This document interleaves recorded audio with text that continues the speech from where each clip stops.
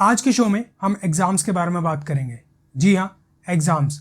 इस वक्त पूरी दुनिया में कोरोना की महामारी छाई हुई है, लेकिन कुछ यूनिवर्सिटीज़ हैं और कुछ स्कूल्स भी हैं जो मन ही मन चाहते हैं कि यार बच्चों के एग्जाम्स होने चाहिए, ऐसे मज़ा नहीं आ रहा। हो सकता है कोई बिजनेस पर्पस हो या उनकी कोई निजी इच्छा, लेकिन इच्छा जो भी हो, पैसा बनाने की इच्छा हो या निजी इच्छा हो, आज हम बात करने वाले हैं एजुकेशन सिस्टम है जो इंडिया का, उसके बारे में। एग्जाम्स होने चाहिए या नहीं होने चाहिए, मेरा क्या ओपिनियन है। Number 1, education system of India. अभी हम स्कूल्स की बात करेंगे। जो बुक्स हमें स्कूल्स में पढ़ाई जाती है, टेक्स्ट बुक्स की मैं बात कर रहा हूँ, टू बी प्रिसाइज, हिंदी की, इंग्लिश की, उनमें क्या होता है, चैप्टर्स होते हैं। उन चैप्टर्स को पढ़ो, चैप्टर्स के लास्ट में कुछ क्वेश्चंस होते हैं, 10-15 क्वेश्चंस होते हैं, उनके आंसर दो। लेकिन ताज्जुब की बात यह है कि जो बुक्स मैंने 10 साल पहले पढ़ी थी, हो सकता है कि आज भी आप वही बुक्स पढ़ रहे हो और वही क्वेश्चन आंसर्स को रिपीट कर रहे हो। और बात सिर्फ यही खत्म नहीं होती है, बात खत्म होती है मार्क्स पे। सेम क्वेश्चंस हैं, सेम आंसर्स हैं, उसके बेसिस पे स्टूडेंट्स को जज किया जाता है और उनको मार्क्स दिए जाते हैं। पेरेंट्स ने आज की डेट में मार्क्स को बहुत इंपॉर्टेंट बना दिया है, सब कुछ बना दिया है। लेकिन मैं आपको एक चीज़ बताना चाहता हूँ, मार्क्स आर नॉट एवरीथिंग।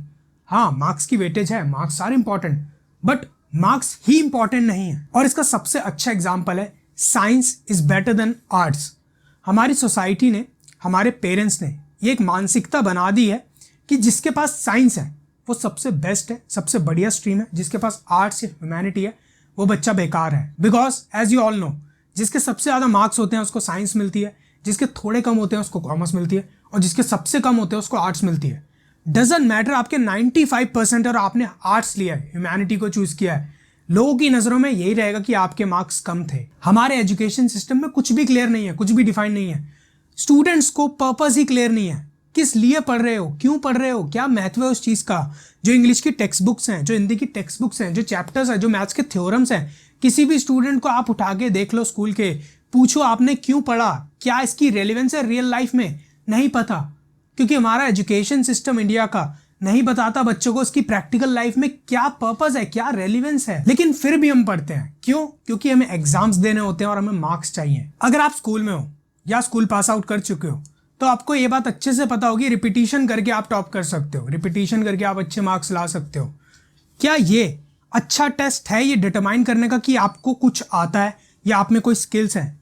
क्या एग्जाम्स ही वो क्राइटेरिया बन सकते हैं जिसके ऊपर आप सोलली रिलाई कर सकते हो कि हाँ आप एक अच्छे व्यक्ति हो या आपके पास स्किल्स हैं लाइफ में आगे बढ़ने की? अच्छे मार्क्स लाने का एक तरीका है और वो है रिपीटिशन। एक छोटा सा एग्जांपल देता हूँ। अगर आप 12th क्लास में हो या 12th पास आउट कर चुके हो तो आपको अच्छे से पता होगा कि अप्रॉक्सीमेटली 5 या 6 महीने पहले 12th क्लास का सिलेबस ओवर हो जाता है और उसके बाद चलती है रिविजन्स, जिसे मैं कहूँगा रिपीटिशंस। हमें अलग अलग तरह से चीज़ों को रिपीट कराया जाता है। ट्यूशंस में टेस्ट होते हैं, स्कूल में pre board 1, pre board 2, pre board 3 and then finally boards, जिसमें हमारे अच्छे मार्क्स आ जाते हैं। लेकिन कोई भी जॉब करने जाओगे या कोई भी बिजनेस करने जाओगे, पहली चीज़ जो इस ज़िंदगी आपसे मांगती है वो आपकी स्किल्स, जो इस एजुकेशन सिस्टम का हिस्सा ही नहीं है। अब बात करते हैं 12th के बाद आप कॉलेज में आते हो और आपको ये चीज़ रियलाइज़ हो जाती है कि अटेंडेंस तो सिर्फ एक क्राइटेरिया है जिसको आपको फुलफिल करना है। एट लास्ट पढ़ना आपको खुद है। कोई मोटी मोटी बुक्स पढ़ के पास हो जाता है और कोई एक रात पहले हेल्प बुक्स पढ़ के पास हो जाता है।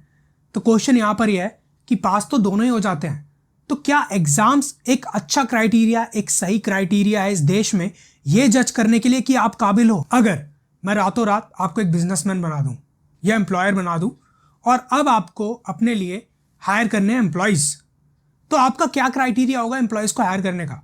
कि उनको काम आना चाहिए, वो आपका काम कर दें, या उनके मार्क्स ज़्यादा होने चाहिए? अगर मुझे कोई ऐसा इंसान चाहिए जो टाइप कर सके, मेरे लिए ड्राफ्ट कर सके, तो मुझे एक स्टेनो की जरूरत है जो टाइप कर सके, इसकी टाइपिंग स्पीड हो, इसको टाइपिंग आती हो, या 12th में 90%। सो इंपॉर्टेंट ये है कि हमें क्या आता है, हमारे पास क्या स्किल्स है, हमने क्या सीखा है। Learning is important, marks are not important. हालांकि एग्जाम्स का जो क्राइटेरिया था वो बनाया इसलिए गया था ये देखने के लिए कि इंसान ने कितना सीखा है और उस हिसाब से उसको मार्क्स दिए जाते थे।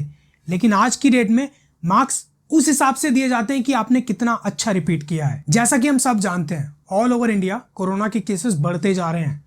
हर दिन एक नया रिकॉर्ड बन रहा है, केसेस कम नहीं हो रहे हैं, बढ़ रहे हैं। हमारे हॉस्पिटल्स में इतनी फैसिलिटीज ही नहीं है, हमारे पास प्रॉपर बेड नहीं है, पीपी किट की क्वालिटी ठीक नहीं है, डॉक्टर्स की कंडीशन खराब है, वो फ्रस्ट्रेट हो चुके हैं, सबसे बड़ी बात, हमारे पास कोरोना की वैक्सीन ही नहीं है और इस हालात में भी कुछ लोगों की इच्छा है कि एग्जाम होने चाहिए। मेरा ऐसा मानना है, एग्जाम्स कंडक्ट करके उन हजारों और लाखों बच्चों की लाइफ को रिस्क में नहीं डालना चाहिए, क्योंकि ये एग्जाम जिस एजुकेशन सिस्टम का हिस्सा है वो खुद कहीं ना कहीं स्पॉइल हो चुका है।